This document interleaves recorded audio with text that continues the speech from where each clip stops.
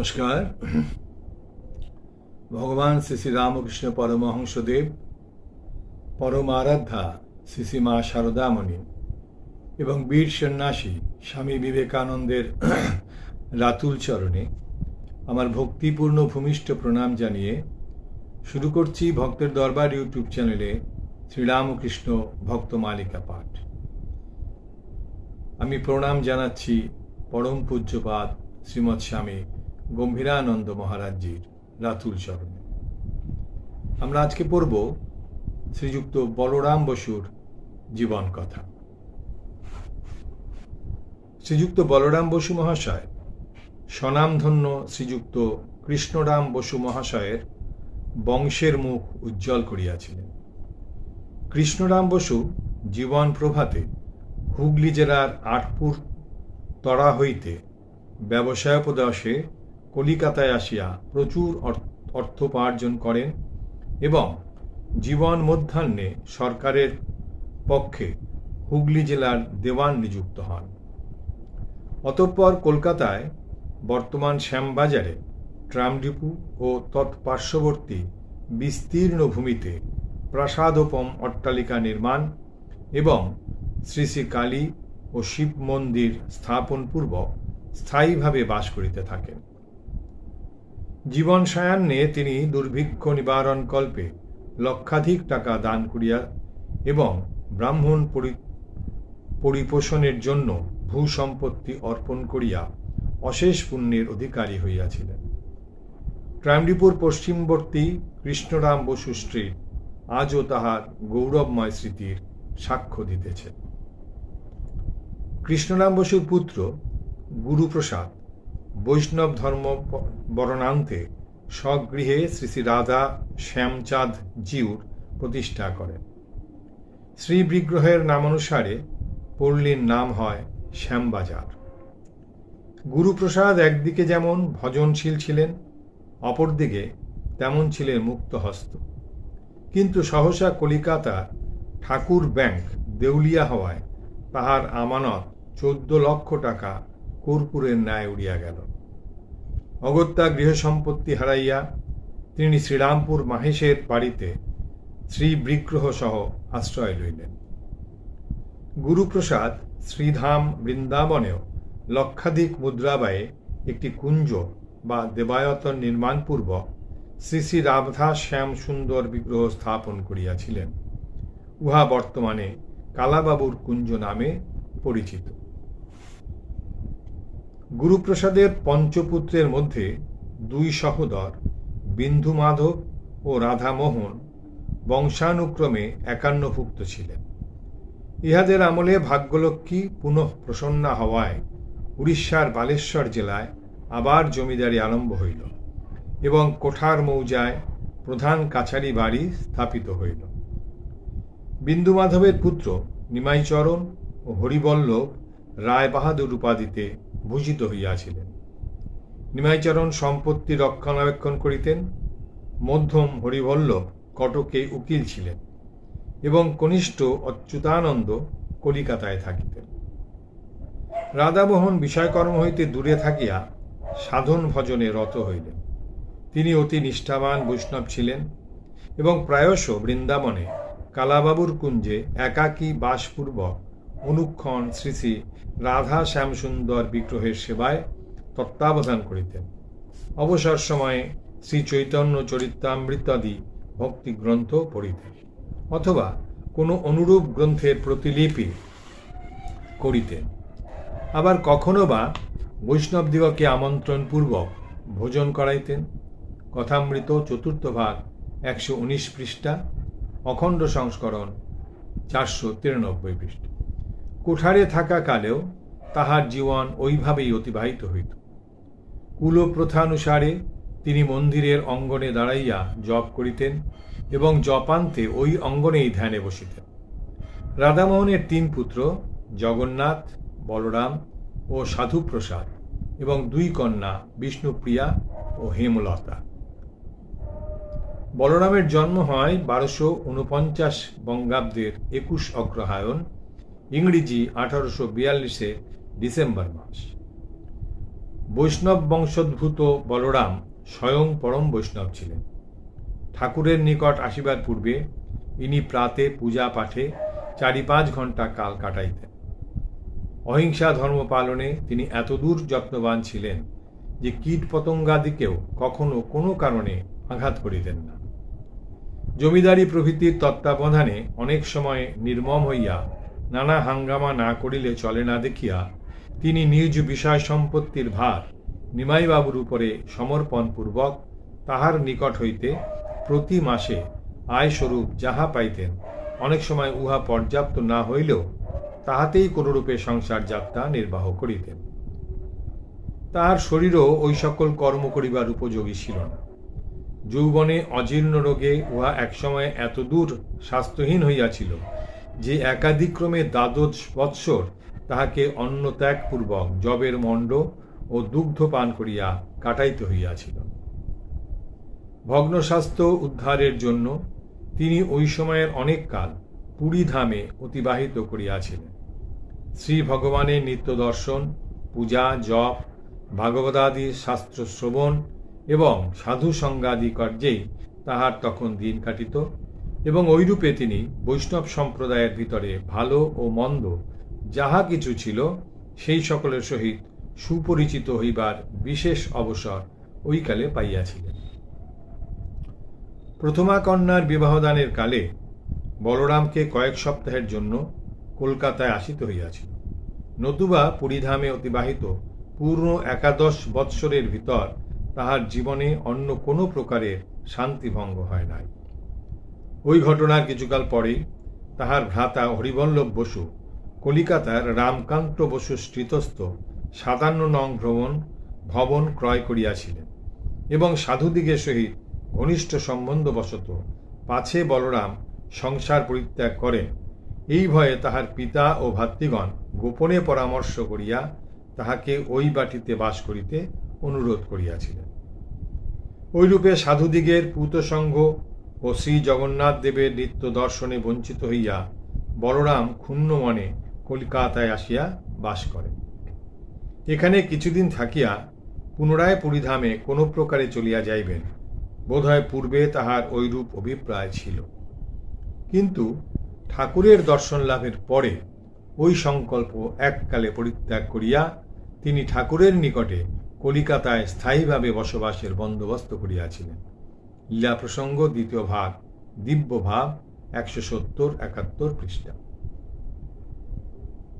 বসুজ মহাশয়ের দক্ষিণেশ্বরে প্রথম আগমন সম্বন্ধে শ্রী গুরুদাস বর্মন প্রণীত শ্রী শ্রী রামকৃষ্ণ চরিত এবং শ্রী অক্ষয় কুমার সেন প্রণীত শ্রী শ্রী রামকৃষ্ণ পূর্তিতে প্রদত্ত বিবরণের সহিত উদ্ধৃত বিবরণের কিঞ্চিত পার্থক্য থাকিলেও আমরা তাহাও লিপিবদ্ধ করিতেছি। কেশবচন্দ্র সেনের সংবাদপত্র হইতেই বলরাম প্রথম জানিতে পারিলেন দক্ষিণেশ্বরে এমন এক মহাপুরুষের আবির্ভাব হইয়াছে যাহার মুহুর্মুহু সমাধি হইয়া থাকে এবং যাহার শ্রীমুখের বাণীতে কলিকাতার শিক্ষিত সমাজ বিমুগ্ধ। ওই সময়ে বসু মহাশয়দিগের পুরোহিত বংশীয় এক ব্রাহ্মণ কলকাতায় বাস করিতেন। তাহার নাম রামদয়াল। শ্রীরামকৃষ্ণের সাক্ষাৎ পরিচয় লাভে ধন্য ও কৃতার্থ এই ব্রাহ্মণ বলরামকে সবিশেষ লিখিয়া জানাইলেন তিনি তাহার দর্শন মানসে অবিলম্বে উড়িষ্যা হইতে কলিকাতা চলিয়া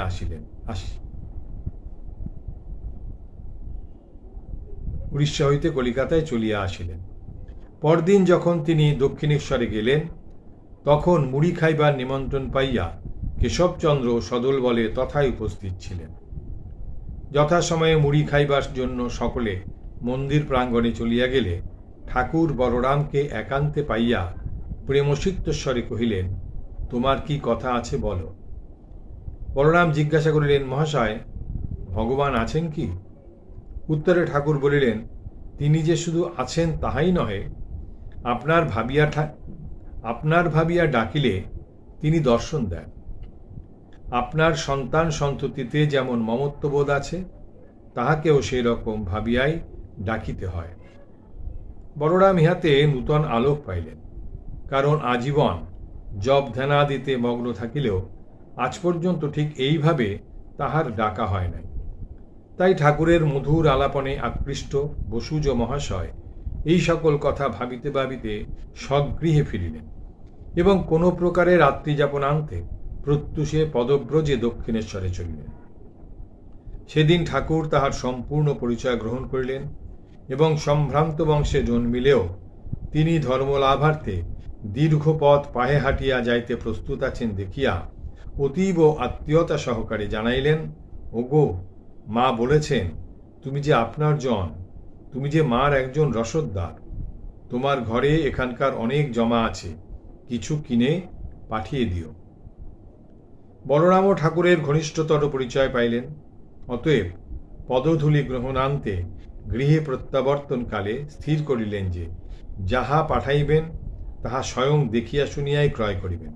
অধিকন্তু বিচারপূর্বক মনে মনে নিশ্চিত জানিলেন যে এমন মিষ্ট ব্যবহার ও পুনঃপুনঃ ভাব সমাধি মানুষের পক্ষে সম্ভব নহে। ফলত শ্রী মহাপ্রভুই প্রেম বিতরণের জন্য এই রূপে অবতীর্ণ হইয়াছেন। যাহা হোক, এবংবিধ চিন্তায় নিমগ্ন বসুজ মহাশয় গৃহে ফিরিলেন এবং স্নানাহারান্তে স্বয়ং ইচ্ছানুরূপ দ্রব্যাদি সংগ্রহ করিয়া দক্ষিণেশ্বরে উপস্থিত হইলেন। গিয়া দেখেন ঠাকুর তাহার জন্য বসিয়া আছেন। বলরামকে দেখিয়ায় তিনি হৃদয়কে সমস্ত দ্রব্য তুলিয়া রাখিতে আদেশ দিয়া বললেন, ও হৃদু, এ সেই চৈতন্যদেবের কীর্তনের মানুষ, সেই এদের সব দেখেছিলুম, তোর মনে আছে? তদবধি অন্তরঙ্গ সম্বন্ধ প্রকটিত হওয়ায় বলরাম প্রায় প্রত্যহ নিয়মিতভাবে দক্ষিণেশ্বরে যাইতে লাগিলেন এবং প্রতি মাসে প্রভুর প্রয়োজনীয় দ্রব্যের ডালি সাজাইয়া শ্রীচরণে পাঠাইতে লাগিলেন। ঠাকুরের শ্রীমুখ হইতে শোনা একসময়ে ঠাকুরের শ্রী চৈতন্যদেবের সংকীর্তন করিতে করিতে নগর প্রদক্ষিণ করা দেখিবার স্বাদ হইলে ভাবাবস্থায় তদ্দর্শন হয়। সে এক অদ্ভুত ব্যাপার। অসীম জনতা, হরিনামে উদ্দাম উন্মত্ততা, আর সেই উন্মাদ তরঙ্গের ভিতর উন্মাদ শ্রী গৌরাঙ্গের উন্মাদন আকর্ষণ। সেই অপার জনসংঘ ধীরে ধীরে দক্ষিণেশ্বরের উদ্যানের পঞ্চবটির দিক হইতে ঠাকুরের ঘরের সম্মুখ দিয়া অগ্রে চলিয়া যাইতে লাগিল। ঠাকুর বলিতেন, উহারি ভিতর যে কয়েকখানি মুখ ঠাকুরের স্মৃতিতে চির অঙ্কিত ছিল, বলরামবাবুর ভক্তি জ্যোতিপূর্ণ স্নিগ্ধোজ্জ্বল মুখখানি তাহাদের অন্যতম। বলরামবাবু যেদিন প্রথম ঠাকুরকে দর্শন করিতে দক্ষিণেশ্বরে কালীবাটিতে উপস্থিত হন, সেদিন ঠাকুর তাহাকে দেখিবা মাত্র চিনিয়াছিলেন, এ ব্যক্তি সেই লোক। বসুজ মহাশয়ের কোঠারে জমিদারি ও শ্যামচাঁদ বিগ্রহের সেবা আছে, শ্রী বৃন্দাবনে কুঞ্জ ও শ্রী শ্যামসুন্দরের সেবা আছে এবং কলকাতার বাটিতেও জগন্নাথ দেবের বিগ্রহ ও সেবাদি আছে। ঠাকুর বলিতেন, বলরামের শুদ্ধ অন্ন, ওদের পুরুষানুক্রমে ঠাকুর সেবা ও অতিথি ফকিরের সেবা। ওর বাপ সব ত্যাগ করে শ্রী বৃন্দাবনে বসে হরিনাম করছে। ওর অন্ন আমি খুব খেতে পারি, মুখে দিলেই যেন আপনা হতে নেমে যায়। বাস্তবিক ঠাকুরের এত ভক্তের ভিতর বলরামবাবুর অন্নই ভাত তাহাকে বিশেষ প্রীতির সহিত ভোজন করিতে দেখিয়াছি। কলকাতায় ঠাকুর যেদিন প্রাতে আসিতেন, সেদিন মধ্যাহ্ন ভোজন বলরামের বাটিতেই হইত। ব্রাহ্মণ ভক্তদিগের বাটি ব্যতীত অপর কাহারও বাটিতে কোনোদিন অন্ন গ্রহণ করিয়াছেন কিনা সন্দেহ। তবে অবশ্য নারায়ণ বা বিগ্রহাদির প্রসাদ হইলে অন্য কথা। সাধনকালে ঠাকুর এক সময় জগদম্বার নিকট প্রার্থনা করিয়া বলেন, মা, আমাকে শুকনো সাধু করিসনি, রসে বসে রাখিস। জগদম্বা তাহাকে দেখাইয়া দেন তাহার রসদ খাদ্যাদি যোগাইবার নিমিত্ত 4 জন রসদদার প্রেরিত হইয়াছে। বলরামবাবুকে ঠাকুর তাহার রসদদার দিগের অন্যতম বলিয়া কখনো নির্দেশ করিয়াছেন একথা মনে হয় না, কিন্তু তাহার যেরূপ সেবাধিকার দেখিয়াছি তাহা আমাদের নিকট অদ্ভুত বলিয়া বোধ হয় এবং তাহা মথুরভাবে ভিন্ন অপর রসদদার দিগের সেবাধিকার অপেক্ষা কোনো অংশে ন্যূন নহে। বলরামবাবু যেদিন হইতে দক্ষিণেশ্বরে গিয়াছেন, সেই দিন হইতে ঠাকুরের অদর্শন দিন পর্যন্ত ঠাকুরের নিজের যাহা কিছু আহার্যের প্রয়োজন হইত প্রায় সে সমস্তই যোগাইতেন। চাল, মিছড়ি, সুজি, সাবু, বার্লি, ভার্মিসেলি, টিপিওকা ইত্যাদি। প্রথম রসদদার মথুরনাথ শ্রীরামকৃষ্ণদেবের কলকাতায় প্রথম শুভাগমন হইতে সাধনাবস্থা শেষ হইয়া কিছুকাল পর্যন্ত 14 বৎসর তাহার সেবায় নিযুক্ত ছিলেন। দ্বিতীয় 1.5 জনের ভিতর শম্ভুবাবু মথুরবাবুর শরীরত্যাগের কিছু পর হইতে কেশব প্রমুখ কলকাতার ভক্ত সকলের ঠাকুরের নিকট যাইবার কিছুদিন পূর্ব পর্যন্ত বাঁচিয়া থাকিয়া ঠাকুরের সেবা করিয়াছিলেন এবং অর্ধ রসদদার সুরেশবাবু শ্রীরামকৃষ্ণের অদর্শনের 6-7 বৎসর পূর্ব হইতে 4-5 বৎসর পর্যন্ত জীবিত থাকিয়া তাহার ও তদীয় সন্ন্যাসী ভক্তদিগের সেবা ও তত্ত্বাবধানে নিযুক্ত ছিলেন। আমাদের প্রসঙ্গোক্ত বলরামবাবু ও যে আমেরিকাবাসিনী মহিলা মিসেস সারা সি বুল শ্রী বিবেকানন্দ স্বামীজিকে বেলুর মঠ স্থাপনে বিশেষ সহায়তা করেন, তাহারাই কি এই 1.5 জন? শ্রীরামকৃষ্ণদেব ও বিবেকানন্দ স্বামীজির অদর্শনে একথা এখন আর কে মীমাংসা করিবে? বলরামবাবুর দক্ষিণেশ্বরে যাওয়া পর্যন্ত প্রতি বৎসর রথের সময় ঠাকুরকে বাটিতে লইয়া আসেন। বাগবাজার রামকান্ত বসু স্ট্রিটে তাহার বাটি, অথবা তাহার ভ্রাতা কটকের প্রসিদ্ধ উকিল রায় হরিবল্লভ বসু বাহাদুরের বাটি। বলরামবাবু তাহার ভ্রাতার বাটিতেই থাকিতেন। বাটির নম্বর 57। এই 57 নং রামকান্ত বসু স্ট্রিট বাটিতে ঠাকুরের যে কতবার শুভাগমন হইয়াছে তাহা বলা যায় না। কত লোকই যে এখানে ঠাকুরকে দর্শন করিয়া ধন্য হইয়াছে তাহার ইয়ত্তা কে করিবে? দক্ষিণেশ্বরের কালীবাড়িকে ঠাকুর কখনো কখনো মা কালীর কেল্লা বলিয়া নির্দেশ করিতেন। কলকাতার বসুপাড়ায় এই বাটিকে তাহার দ্বিতীয় কেল্লা বলিয়া নির্দেশ করিলে অত্যুক্তি হইবে না। ঠাকুর বলিতেন, বলরামের পরিবার সব এক সুরে বাঁধা। কর্তা গিন্নি হইতে বাটির ছোট ছোট মেয়েগুলি পর্যন্ত সকলেই ঠাকুরের ভক্ত। ভগবানের নাম না করিয়া জল গ্রহণ করে না এবং পূজা পাঠ, সাধু সেবা, সদ্বিষয়ে ধ্যান প্রভৃতিতে সকলেরই সমান অনুরাগ। পূর্বেই বলিয়াছি, এ বাটিতে শ্রী শ্রী জগন্নাথ দেবের সেবা ছিল, কাজেই রথের সময় রথ টানাও হইত। কিন্তু সকলই ভক্তির ব্যাপার, বাহিরের আড়ম্বর কিছুই নাই। বাড়ি সাজানো, বাদ্যভাণ্ড, বাজে লোকের হুড়োহুড়ি, গোলমাল, দৌড়দৌড়ি এসব কিছুই নাই। ছোট একখানি রথ বাহির বাটির দোতলায় চকমিলান বারান্দার চারদিকে ঘুরিয়া ঘুরিয়া টানা হইত। একদল কীর্তনিয়া আসিত, তাহারা সঙ্গে সঙ্গে কীর্তন করিত, আর ঠাকুর ও তার ভক্তগণ ওই কীর্তনে যোগদান করিতেন।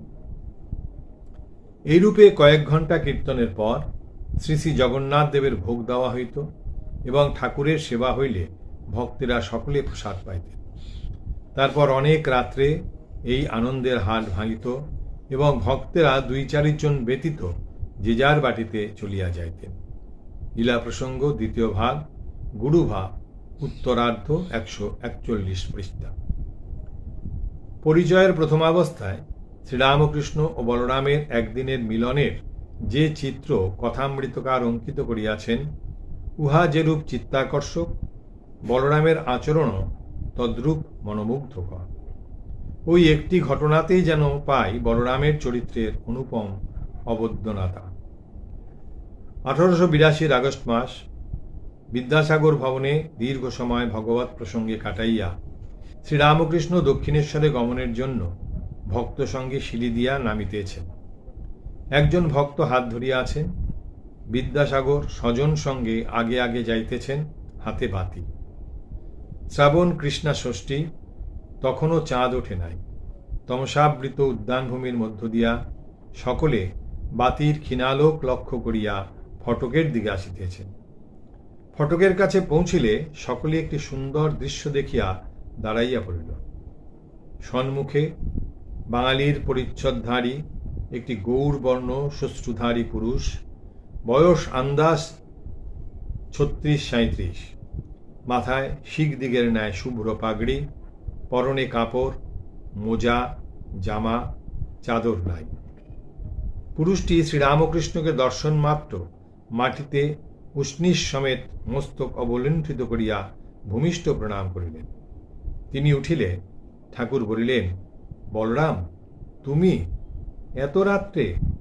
বলরাম সহাস্যে, আমি অনেকক্ষণ এসেছি, এখানে দাঁড়িয়েছিলাম।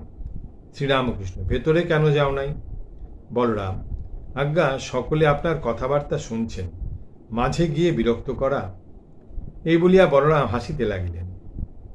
অতঃপর ঠাকুর মিষ্টভাবে নিরভিমান ও অনুগত ভক্তকে বিদায় দিয়া গাড়িতে উঠিয়া দক্ষিণেশ্বরে চলিলেন। কথামৃত 3য় ভাগ, 21-22 পৃষ্ঠা, অখণ্ড পৃষ্ঠা 57। ইহার পরে আমরা বলরামের আর একবার সাক্ষাৎ পাই 1882 খ্রিস্টাব্দের 24 অক্টোবর দক্ষিণেশ্বরে শ্রীরামকৃষ্ণের কক্ষে। ওই দিন কথামৃতকার যদিও লিখিয়াছেন বলরাম নূতন আসিতেছেন, তথাপি মনে রাখিতে হইবে যে তাহার যাতায়াত প্রকৃতপক্ষে আরম্ভ হয় ওই বৎসরের প্রারম্ভে কিংবা পূর্ব বৎসরের শেষে। ইহা কথামৃতেই উল্লিখিত আছে। প্রথম ভাগ 6 পৃষ্ঠা, অখণ্ড সংস্করণ 5। তবে স্বকীয় বিনয়নম্র স্বভাববশত বলরাম দীর্ঘকাল গমনাগমন করিলেও সাধারণের দৃষ্টির বাহিরেই থাকিতেন। বস্তুত 1882 11 মার্চ ঠাকুরকে বলরাম ভবনে আনন্দোৎসব করিতে দেখিয়া এই কথারই সমর্থন পাই এবং ওই দিনই বলরামের আত্মগোপনেরও পরিচয় লাভ করি। ওই দিন কথামৃতকার লিখিয়াছেন, এইবার ভক্তেরা বারান্দায় বসিয়া প্রসাদ পাইতেছেন, দাসের ন্যায় বলরাম দাঁড়াইয়া আছেন, দেখিলে বোধ হয় না তিনি এই বাড়ির কর্তা। পঞ্চম ভাগ 1 পৃষ্ঠা, অখণ্ড সংস্করণ পৃষ্ঠা 33। ঠাকুরের পুণ্যদর্শন লাভে বলরামের মন নানারূপে পরিবর্তিত হইয়া আধ্যাত্মিক রাজ্যে দ্রুত অগ্রসর হইয়াছিল। বাহ্য পূজাদি বৈধি ভক্তির সীমা অতিক্রম পূর্বক স্বল্পকালেই তিনি ঈশ্বরে সম্পূর্ণ নির্ভরশীল ও সৎ সৎ বিচারবান হইয়া সংসারে অবস্থান করিতে সক্ষম হইয়াছিলেন। স্ত্রী, পুত্র, ধন জনাদি সর্বস্ব তাহার শ্রীপাদপদ্মে নিবেদনপূর্বক দাসের ন্যায় তাহার সংসারে থাকিয়া তাহার আজ্ঞা প্রতিপালন এবং ঠাকুরের পূত সঙ্গে যতদূর সম্ভব কাল অতিবাহিত করাই ক্রমে বলরামের জীবনোদ্দেশ্য হইয়া উঠিয়াছিল। ঠাকুরের কৃপায় স্বয়ং শান্তির অধিকারী হইয়াই বলরাম নিশ্চিন্ত থাকিতে পারেন নাই। নিজ আত্মীয় পরিজন, বন্ধু বান্ধব প্রভৃতি সকলেই যাহাতে ঠাকুরের নিকট আগমন করিয়া যথার্থ সুখের আস্বাদনে পরিতৃপ্ত হয়, তদ বিষয়ে অবসর অন্বেষণ পূর্বক তিনি সর্বদা সুযোগ উপস্থিত করিয়া দিয়াছিলেন। ঐরূপে বলরামের আগ্রহে বহু ব্যক্তি ঠাকুরের শ্রীচরণাশ্রয় লাভে ধন্য হইয়াছিল। বাহ্য পূজার ন্যায় অহিংসা ধর্ম পালন সম্বন্ধীয় মত বলরামের কিছুকাল পরে পরিবর্তিত হইয়াছিল। ইতপূর্বে অন্য সময়ের কথা দূরে থাকুক, উপাসনাকালেও মশাকাদির দ্বারা চিত্ত বিক্ষিপ্ত হইলে তিনি তাহাদিওকে আঘাত করিতে পারিতেন না। মনে হইত উহাতে সমূহ ধর্মহানি উপস্থিত হইবে। এখন ঐরূপ সময়ে সহসা একদিন তাহার মনে উদিত হইল, সহস্রভাবে বিক্ষিপ্ত চিত্তকে শ্রী ভগবান সমাহিত করাই ধর্ম। মশকাদি কীটপতঙ্গের জীবন রক্ষায় উহাকে সতত নিযুক্ত রাখা নহে। অতএব 2-4টি মশক নাশ করিয়া কিছুক্ষণের জন্য যদি তাহাতে চিত্ত স্থির করতে পারা যায়, তাহাতে অধর্ম হওয়া দূরে থাকুক, সমধিক লাভই আছে। তিনি বলিতেন, অহিংসা ধর্ম প্রতিপালনে মনের এতকালের আগ্রহ ঐরূপ ভাবনায় প্রতিহত হইলেও চিত্ত ওই বিষয়ে সম্পূর্ণরূপে সন্দেহ নির্মুক্ত হইল না। সুতরাং ঠাকুরকে ওই বিষয়ে জিজ্ঞাসা করিতে দক্ষিণেশ্বরে চলিলাম। দক্ষিণেশ্বরে পৌঁছিয়া ঠাকুরের গৃহদ্বারে উপস্থিত হইলাম, কিন্তু তন্মধ্যে প্রবিষ্ট হইবার পূর্বে দূর হইতে তাহাকে যাহা করিতে দেখিলাম, তাহাতে স্তম্ভিত হইলাম।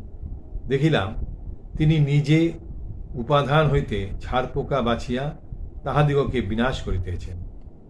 নিকটে উপস্থিত হইয়া প্রণাম করিতেই তিনি বলিলেন, বালিশটাতে বড় ছারপোকা হইয়াছে, দিবারাত্রি দংশন করিয়া চিত্ত বিক্ষেপ এবং নিদ্রার ব্যাঘাত করে, সেই জন্য মারিয়া ফেলিতেছি। জিজ্ঞাসা করিবার আর কিছুই রহিল না। ঠাকুরের কথায় এবং কার্যে মন নিঃসংশয় হইল। কিন্তু স্তম্ভিত হইয়া ভাবিতে লাগিলাম, গত 2-3 বৎসর কাল ইহার নিকটে যখন তখন আসিয়াছি, দিনে আসিয়াছি, রাত্রে ফিরিয়াছি, সন্ধ্যায় আসিয়া রাত্রি প্রায় দ্বিপ্রহরে বিদায় গ্রহণ করিয়াছি, প্রতি সপ্তাহে 3-4 দিন ওইরূপে আসা যাওয়া করিয়াছি, কিন্তু একদিনও ইহাকে এইরূপ কর্মে প্রবৃত্ত দেখি নাই। ওইরূপ কেমন করিয়া হইল? তখন নিজ অন্তরেই ওই বিষয়ের মীমাংসা উদয় হইয়া বুঝিলাম, ইতঃপূর্বে ইহাকে এইরূপ করিতে দেখিলে আমার ভাব নষ্ট হইয়া ইহার উপর অশ্রদ্ধার উদয় হইত। পরম কারণিক ঠাকুর সেজন্য এই প্রকার অনুষ্ঠান আমার সমক্ষে পূর্বে কখনো করেন নাই। লীলা প্রসঙ্গ, 2য় ভাগ, দিব্য ভাব, 128-29 পৃষ্ঠা। তিনি এবং তাহার পরিবারবর্গ ঠাকুরকে শ্রদ্ধা ভক্তি করিতেন বলিয়া তাহাদের আত্মীয়দের মধ্যে কেহ কেহ তাহার প্রতি বিরূপ ছিলেন। ঐরূপ হইবার তাহাদিগের কারণও যথেষ্ট ছিল। প্রথম, তাহারা বৈষ্ণবরূপ বংশে জন্মগ্রহণ করায় প্রচলিত শিক্ষা দীক্ষানুসারে তাহাদিগের ধর্মমত যে কতকটা একদেশী ও অতিমাত্রায় বাহ্যাচারনিষ্ঠ হইবে, ইহা বিচিত্র নহে। সুতরাং সকল প্রকার ধর্মমতের সত্যতায় স্থির বিশ্বাস সম্পন্ন, বাহ্যচিহ্ন মাত্র ধারণে পরাণমুখ ঠাকুরের ভাব তাহারা হৃদয়ঙ্গম করিতে পারিতেন না, ঐরূপ করিবার প্রয়োজনীয়তা অনুভব করিতেন না। অতএব ঠাকুরের সঙ্গগুণে এবং কৃপা লাভে বলরামের দিন দিন উদার ভাব সম্পন্ন হওয়াটা তাহারা ধর্মহীনতার পরিচয় বলিয়া স্থির করিয়াছিলেন। দ্বিতীয়ত, ধন, মান, আভিজাত্যাদি পার্থিব প্রাধান্য মানবের অন্তরে প্রায় অভিমান অহংকারী পরিপুষ্ট করে। ওই বংশমর্যাদা বিস্তৃত হইয়া বলরাম ইতর সাধারণের ন্যায় দক্ষিণেশ্বরে ঠাকুরের শ্রীপদ প্রান্তে ধর্মলাভের জন্য যখন তখন উপস্থিত হইতেছেন এবং আপন স্ত্রী, কন্যা প্রভৃতিকেও তথায় লইয়া যাইতে কুণ্ঠিত হইতেছেন না জানিতে পারিয়া তাহাদিগের অভিমান যে বিষম প্রতিহত হইবে, একথা বলা বাহুল্য। অতএব ওই কার্য হইতে তাহাকে প্রতিনিবৃত্ত করিতে তাহাদিগের বিষম আগ্রহ এক্ষণে উপস্থিত হইয়াছিল।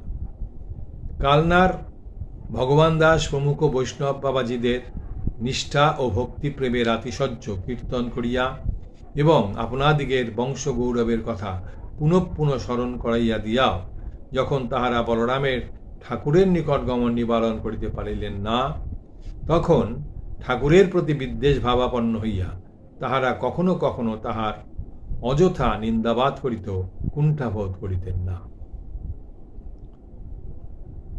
ইহাতেও কোনো ফলোদয় হইল না দেখিয়া তাহারা অবশেষে ঠাকুরের ও বলরামের সম্বন্ধে নানা কথার বিকৃত আলোচনা তাহার ক্ষুল্লতাত ভাতৃদ্বয় নিমাইচরণ ও হরিবল্লভ বসুর কর্ণে উত্থাপিত করিতে লাগিলেন।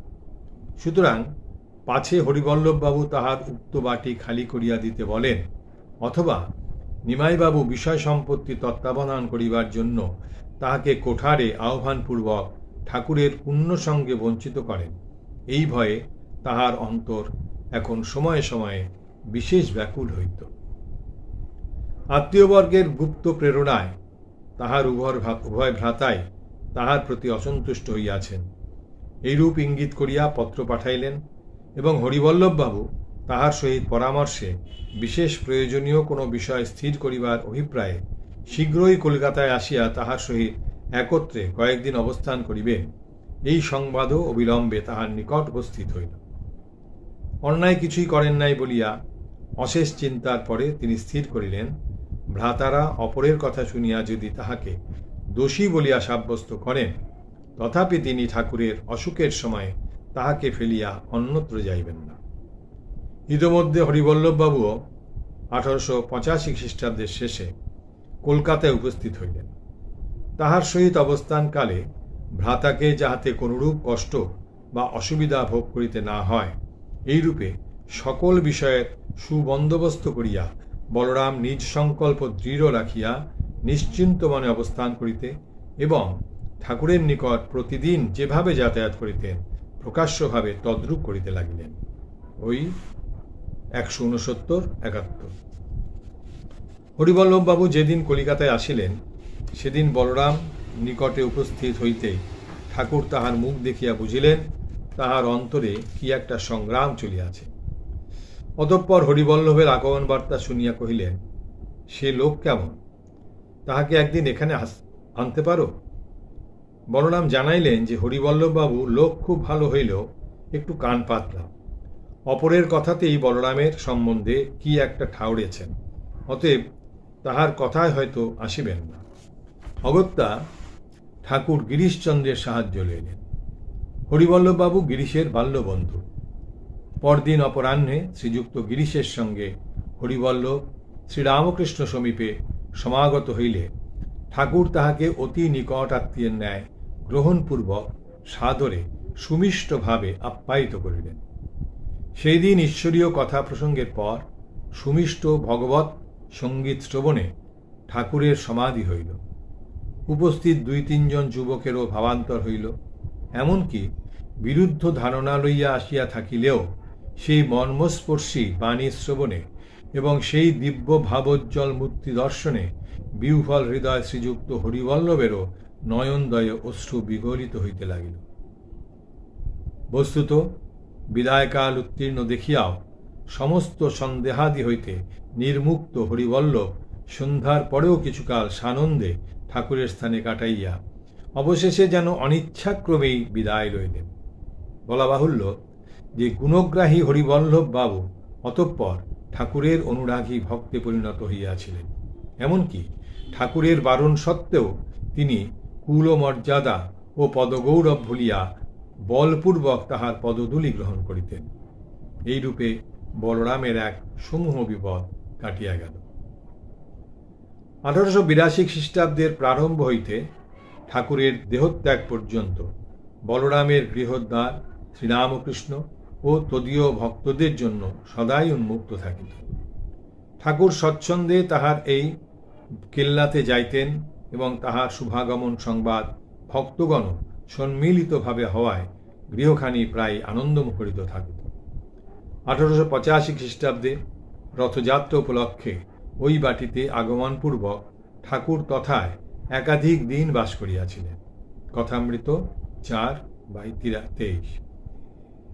ইহা বলরামের প্রতি কৃপারই নিদর্শন, কারণ সুস্থাবস্থায় তিনি কখনো কলিকাতায় রাত্রিবাস করিতেন না। পরে গলরোগে আক্রান্ত হইয়া তিনি এই নিয়মের ব্যতিক্রম করিয়াছিলেন। ওই সময়েও লক্ষ্য করিবার বিষয় এই যে ডাক্তারের পরামর্শে ভক্তগণ যখন ঠাকুরকে কলকাতায় রাখিয়া চিকিৎসা করাইবার উদ্দেশ্যে বাগবাজারে দুর্গাচরণ মুখার্জি স্ট্রিটের ক্ষুদ্র একখানি বাটি ভাড়া করিয়া তাহাকে তথায় লইয়া আসিলেন, তখন ভাগীরথী তীরে কালী মন্দিরের প্রশস্ত উদ্যানের মুক্ত বায়ুতে থাকিতে অভ্যস্ত ঠাকুর ওই স্বল্প পরিসর বাটিতে প্রবেশ করিয়াই উহাতে বাস করিতে পারিবেন না বলিয়া পদব্রজে ভক্তবর বলরাম বসুর ভবনে চলিয়া গেলেন এবং বসু মহাশয় তাহাকে সাদরে গ্রহণপূর্বক যতদিন মনোমত বাসস্থান না পাওয়া যায় ততদিন স্বগৃহে থাকিতে অনুরোধ করিলেন। এইরূপে ওই সময়ে ঠাকুর সাল্লাদে ওই বাটিতে সপ্তাহখানে বাস করিয়াছিলেন। ওই কয়দিন বলরাম ভবন ভক্তগণের অবিরাম গমনাগমনে আনন্দধামে পরিণত হইয়াছিল এবং সে আনন্দবর্ধনে নিরত ঠাকুরেরও ক্ষণমাত্র বিশ্রাম ছিল না। শ্রীরামকৃষ্ণের বহুবিধ লীলাশ্রিত বিজড়িত এই গৃহখানির পবিত্রতা স্মরণ করিয়া কথামৃতকার লিখিয়াছেন, ধন্য বলরাম, তোমারই আশ্রয় আজ ঠাকুরের প্রধান কর্মক্ষেত্র হইয়াছে। কত নূতন নূতন ভক্তকে আকর্ষণ করিয়া প্রেম ডোরে বাঁধিলেন, ভক্ত সঙ্গে কত নাচিলেন গাইলেন, যেমন শ্রী গৌরাঙ্গ শ্রীবাস মন্দিরে প্রেমের হাট বসাচ্ছেন, দক্ষিণেশ্বরে কালীবাটিতে বসে বসে কাঁদেন, নিজের অন্তরঙ্গ দেখবেন বলে ব্যাকুল। মাকে বলেন, যদি না আসতে পারে তাহলে মা আমায় সেখানে লয়ে যাও। তাই বলরামের বাড়ি ছুটে আসেন। যখন আসেন অমনি নিমন্ত্রণ করতে বলরামকে পাঠান, বলেন, যাও নরেন্দ্রকে, ভবনাথকে, রাখালকে নিমন্ত্রণ করে এসো। এইখানেই কতবার প্রেমের দরবারে আনন্দের খেলা হয়েছে। প্রথম ভাগ 223 পৃষ্ঠা, অখণ্ড সংস্করণ 767 পৃষ্ঠা। স্বামী অদ্ভুতানন্দের মতে এই গৃহে ঠাকুরের শতাধিকবার আসিয়াছিলেন। এইরূপে বহুধা পবিত্রীকৃত এই ভবনটি পরে শ্রীরামকৃষ্ণ সঙ্গে বলরাম মন্দির আখ্যা প্রাপ্ত হয় এবং মহাপুণ্য তীর্থে পরিণত হয়।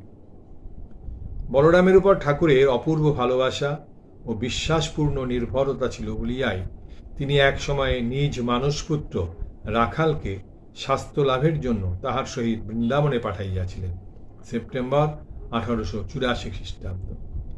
এতদ্ভিন্ন অন্যান্য সময়েও ঠাকুরের ভক্তবৃন্দ বসু মহাশয়ের কলকাতার গৃহে, বৃন্দাবনের কুঞ্জে অথবা পুরীর আপাশে নিঃসংকোচে বাস করিতেন। শ্রী শ্রী মাতা ঠাকুরানীও ঠাকুরের দেহত্যাগের পরে বিভিন্ন সময়ে ওই 3 স্থানে বাস করিয়াছিলেন। বস্তুত ঠাকুর ও ঠাকুরের জনের নানাভাবে সেবা করিয়াও যেন বলরামের আশা মিটিত না, কিন্তু তাহার আয় অধিক ছিল না, নিতান্ত পরিমিত মাসোহারার উপর নির্ভর করিতে হইত। সেজন্য হিসাব করিয়া চলিতেন বলিয়া অনেকে তাহাকে ব্যয়কুণ্ঠ মনে করিতেন। শ্রীরামকৃষ্ণ ইহা জানিতেন, কিন্তু তদপেক্ষাও অধিক জানিতেন ভক্তের অনুরাগপূর্ণ হৃদয়। সুতরাং বলরামের কার্পণ্যের কথায় তিনি আমোদ মাত্রই করিতেন এবং সে অনাবিল রসিকতায় বলরামের প্রতি তাহার প্রীতি অধিকতর প্রকাশ পাইত। এ যেন আপনার স্নেহপাত্রের দোষ গুণ সমস্ত লইয়াই আহ্লাদ প্রকাশ মাত্র। দৃষ্টান্তস্বরূপ বলা যেতে পারে যে নরেন্দ্র যখন একদিন 14 জুলাই 1885 বলরাম মন্দিরে শ্রীরামকৃষ্ণ কর্তৃক গান গাহিতে আদিষ্ট হইয়া বলিলেন, যন্ত্রণায় শুধু গান, তখন শ্রীরামকৃষ্ণ বলিলেন, আমাদের বাছা যেমন অবস্থা, এইতে পারো তো গাও। তাতে বলরামের বন্দোবস্ত। বলরাম বলে, আপনি নৌকা করে আসবেন, একান্ত না হয় গাড়ি করে আসবেন, খ্যাঁট দিয়েছে, আজ তাই বৈকালে নাচিয়ে নেবে। এইরূপ কথা শুনিয়া ভক্তেরা সকলে হাসিতে লাগিলেন। ঠাকুর বলিয়া যাইতে লাগিলেন, তারপর রাম খোল বাজাবে আর আমরা নাচব, রামের তালবোধ নাই। সকলের হাস্য। বলরামের ভাব, আপনারা গাও, নাচো, আনন্দ করো। কথামৃত 4th ভাগ 260 পৃষ্ঠা, অখণ্ড সংস্করণ পৃষ্ঠা 865। বলরামের এই আপাত কৃপণতার আর একটা দিকও ছিল। তিনি স্বয়ং কষ্টে বাস করিয়াও সাধু সেবার জন্য অর্থ সঞ্চয় করিতেন। তাই লাটু যখন একদা তাহাকে স্বল্প পরিসয় শয্যায় শুইতে দেখিয়া প্রশস্ততর বিছানা ব্যবহারের পরামর্শ দিতেন, তখন বলরাম কহিলেন, মাটির দেহ মাটিতে মিশবে, কিন্তু বিছানার পয়সা সাধু সেবায় লাগবে। বলরামের আত্মীয় স্বজন অনেকেই ক্রমে ঠাকুরের নিকট আসিয়া পড়িয়াছিলেন, ইহা পূর্বেই উল্লেখিত হইয়াছে। কিন্তু ওইটুকু মাত্র বলিলেই বলরাম পরিবারের যথেষ্ট পরিচয় দেওয়া হইল না। বলরামের বহু আত্মীয় শুধু ভক্ত ছিলেন না, ঠাকুরের অতি ঘনিষ্ঠ পার্শ্বদ মধ্যে পরিগণিত ছিলেন। বলরামের শ্যালক শ্রীযুক্ত বাবুরামই আমাদের সুপরিচিত স্বামী প্রেমানন্দ। তিনি ঈশ্বরকোটির অন্তর্ভুক্ত। বলরামের সহধর্মিণী শ্রীযুক্তা কৃষ্ণভামিনী সম্বন্ধে শ্রীরামকৃষ্ণ একদিন বলিয়াছিলেন, তিনি শ্রীমতীর রাধারানীর অষ্টসখীর প্রধানা। ভামিনী ঠাকুরানীর যত্নেই স্বপার্শ্বদ শ্রীরামকৃষ্ণের বলরাম ভবনে সেবাদির সুব্যবস্থা হইত। বলরামের ভ্রাতা হরিবল্লভ বাবুর সহিত পাঠক পূর্বে পরিচিত হইয়াছিলেন। পিতা রাধামোহন বসু মহাশয় বহুবার শ্রীরামকৃষ্ণের দর্শন লাভে জীবন ধন্য করিয়াছিলেন।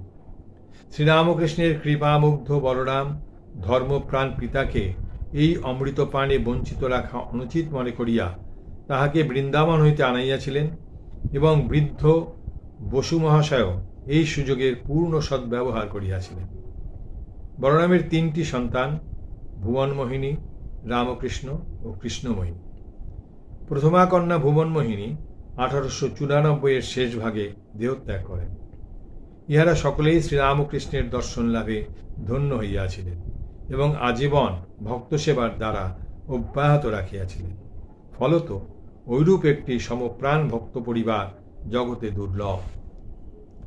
শ্রীরামকৃষ্ণ ইহাদের ভক্তিতে এতই মুগ্ধ ছিলেন যে একবার ভামিনী ঠাকুরানীর অসুখের সংবাদ পাইয়া তিনি শ্রী শ্রী মাকে দক্ষিণেশ্বর হইতে কলিকাতায় গিয়া রোগিণীকে দেখিয়া আসিতে বলিলেন।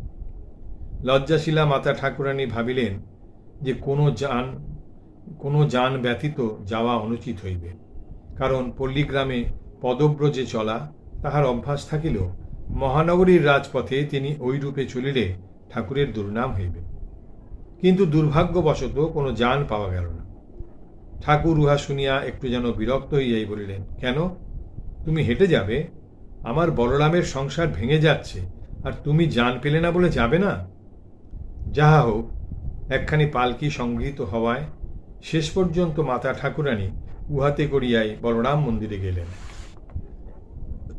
ঠাকুর যখন শ্যামপুকুরে, তখনও মাতা ঠাকুরানী সেখান হইতে একবার পদব্রজে পীড়িতা ভামিনী ঠাকুরানীকে দেখিতে গিয়াছিলেন।